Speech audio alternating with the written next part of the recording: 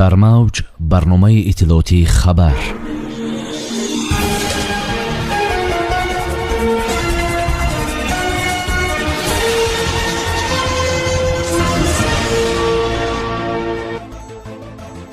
ба кӣ бояд бовар кард? Барқи тоҷик мегӯяд лимит нест, аммо сокинон аз бебарқӣ меноланд. тоҷикистон бо туркия ва чин парвозҳои мустақимро барқарор мекунад. марги омезгорӣ шинохта, Абдулҳафиз Азизов дар синни 70-солагӣ даргузашт. прокурори суғд гуфт, баъзе мансабдорон дар замони COVID-19 даст ба қонуншиканӣ заданд. ҷои минтақаи озоди иқтисодии Кӯлоб иваз гардид. сокинони чанд навоҳии тоҷикистон изҳор медоранд, ки барқи тоҷик аз ҳоло лимити барқро ҷорӣ намудааст. сокинони Панҷу Восе ва шаҳри Панҷакент ба сомонаи Фараш аз барқкушии масъулини шабакаҳои барқӣ шикоят намуданд. ба изҳори сокинони ин манотиқҳо, барқи тоҷик аз ҳоло ба ҷорӣ намудани лимити барқ шурӯъ кардааст. барқро дар ин се навоҳӣ аз соати 22 шаб то соати 5 субҳ хомӯш мекунанд. ҳамчунин аз соати 8 рӯз то 17 бегоҳ интиқоли барқ қатъ мегардад. иддаҳои сокинони Панҷу Восе ва шаҳри Панҷакент дар ҳолест, ки сухангӯи барқи тоҷик Нозирҷон Ёдгорӣ қатъиян ҷорӣ шудани лимити барқро рад мекунад. аммо сомонаи Фараш аз қавли як масъули шабакаи барқӣ дар ноҳияи Панҷ хабар медиҳад, ки дар асл ҳам аз санаи 5 октябр барои сокинон лимити барқ ҷорӣ шудааст. лимити барқ дар ноҳия аз санаи 5 октябр сар шуд. минбаъд бояд шабона аз соати 22 то 5 субҳ ва рӯзона аз соати 8 саҳар то 17 бегоҳ барқ ба аҳолӣ қатъ карда шавад, менависад манбаъ аз қавли намояндаи шабакаи барқи ноҳияи Панҷ. аммо Нозирҷон Ёдгорӣ таъкид намудааст, ки лимити барқ ҷорӣ нашудааст ва қатъ шудани барқ дар баъзе ноҳияҳо ба иҷрои корҳои таъмирӣ ва омодагӣ ба фасли сармо рабт дорад. ин ҳолат ҳеҷ вақт набояд ҳамчун ҷорӣ кардани маҳдудияти интиқоли барқ дар ҳудуди кишвар ҳисобида шавад. корҳои назоратӣ, таъмирӣ ва профилактикӣ вобаста ба ҳаҷми таҷҳизоти таъмиршаванда дар муҳлати кӯтоҳ ба охир мерасад ва интиқоли барқ боз ба эътидол медарояд, шарҳ додааст сухангӯи барқи тоҷик. тасмими барқарор намудани парвозҳо дар масири Душанбе Истанбул ва Душанбе Урумчӣ тебқи қарори Ситоди ҷумҳуриявӣ оид ба пешгирӣ аз панҷшавии бемории коронавирус ва бо назардошти риояи ҳатмии санитарию эпидемикӣ гирифта шудааст, мегӯяд директори агентии авиатсияи граждании назди ҳукумати ҷумҳурии Тоҷикистон Икром Субҳонзода.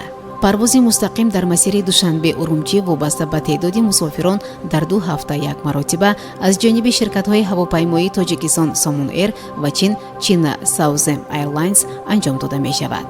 ширкати ҳавопаймоии Somon Air хабар дод, ки аз санаи 8 октябри соли равон парвозҳои мунтазамро дар хатсайри Душанбе Истанбул Душанбе барқарор менамояд. тебқи иттилои ширкат парвозҳо ҳафтаи як маротиба рӯзҳои панҷшанбе иҷро мешавад. вақти парвоз аз Душанбе соати 6, аз Истанбул 10:45 бо вақти маҳаллӣ мебошад.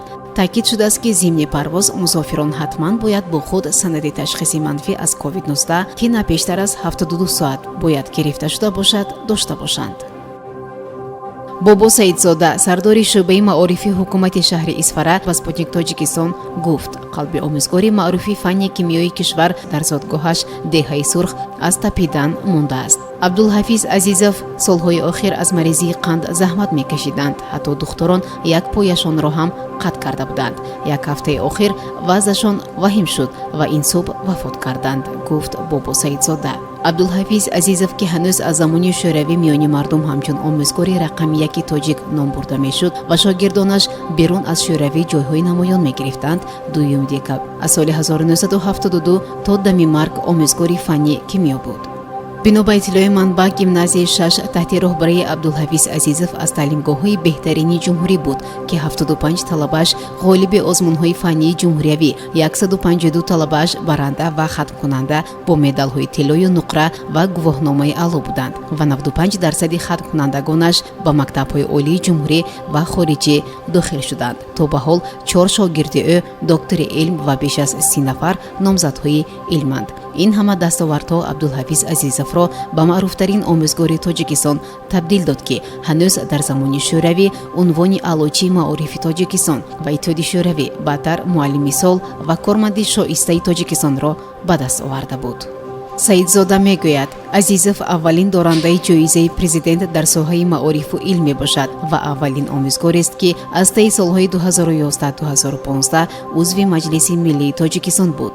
Он кас асосгузории мактабҳои типпи нав дар тоҷикистон буданд.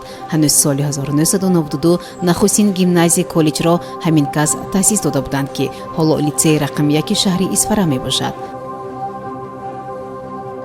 прокурори вилояти Суғд Ҳабибулло Воҳидов вазъи санҷиши соҳаи ҳифзи аҳолӣ дар замони ҳамагирии COVID-19-ро шарҳ дод. Ӯ гуфт, ки дар ин давра ҳолатҳои ба муомилот баровардани дорувории пассифати кӯҳнашуда, номатлуб иҷро намудани вазифаҳои касбӣ ва аз они худкунии маблағҳои буҷавӣ ошкор карда шудааст.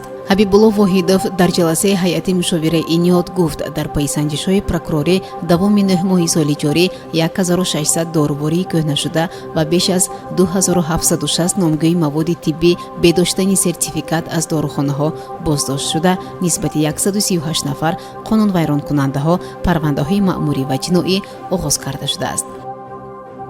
ҳукумат ва парлумони тоҷикистон ҳудуди минтақаи озоди иқтисодии Кӯлобро ба далели хатари обхезӣ тағйир доданд. Завқи Завқизода, вазири рушди иқтисод ва савдои Тоҷикистон мегӯяд, муайян гардид, ки баландшавии сатҳи дарёи Ёхсу ва обхезиҳои қаблан рӯйдода ба як қисми майдони минтақаи озоди иқтисодии Кӯлоб таҳдиди ҷиддӣ эҷод мекунад, ки дар оянда ба фаъолият ва рушди минтақаи озоди иқтисодӣ таъсири манфӣ мерасонад. ба гуфтаи вазири рушди иқтисод, роҳбари давлат низ аз таъхири нақшаи минтақаи озодии иқтисодии Кӯлоб ҷонибдорӣ карда қарор қабул карданд, ки аз ҳисоби заминҳои ҷамоати деҳотӣ зиракӣ дар майдони зиёда аз 309 гектар замин ҷудо карда шавад. ин майдони нав дар масофаи 1,3 километр болотар аз ҳудуди мавҷуда қарор дорад. бо умеди хушҳоливу некномии ҳар яки шумо дар ҳамҷо барномаи иттилоотии хабар ба поён мерасад. хайр. барномаи иттилоотии хабар аз рӯйдодҳои Тоҷикистон, минтақа ва ҷаҳон огоҳ бош.